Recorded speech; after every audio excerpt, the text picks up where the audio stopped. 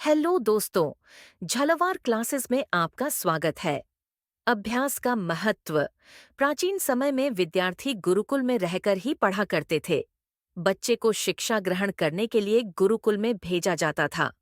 बच्चे गुरुकुल में गुरु के सानिध्य में आश्रम की देखभाल किया करते थे और अध्ययन भी किया करते थे। वृद्धराज को भी सभी की तरह गुरुकुल भेज दिया गया। वहां आश्रम में अपने साथियों के साथ घुलने मिलने लगा, लेकिन वह पढ़ने में बहुत ही कमजोर था। गुरुजी की कोई भी बात उसके बहुत कम समझ में आती थी। इस कारण सभी के बीच वह उपहास का कारण बनता है। उसके सारे साथी अगली कक्षा में चले गए, लेकिन वो आगे नहीं बढ़ पाया। गुरुजी जी ने भी आखिर हार मानकर उसे बोला, बेटा वृद्धराज, मैंने सारे प्रयास करके देख लिए हैं। अब यही उचित होगा कि तुम यहाँ अपना समय बर्बाद मत करो।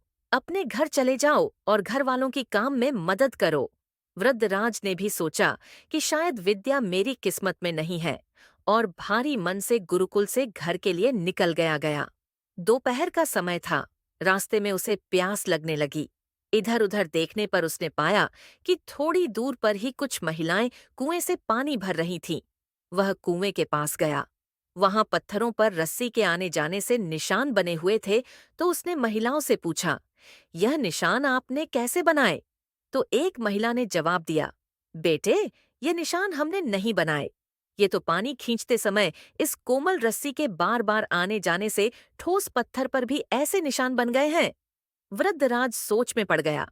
उसने विचार किया कि जब एक कोमल से रस्सी के बार बार आने जाने से एक ठोस पत्थर पर गहरे निशान बन सकते हैं, तो निरंतर अभ्यास से मैं विद्या ग्रहण क्यों नहीं कर सकता।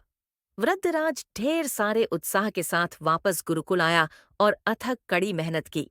गुरुजी ने भी खुश होकर भरपूर सहयोग किया।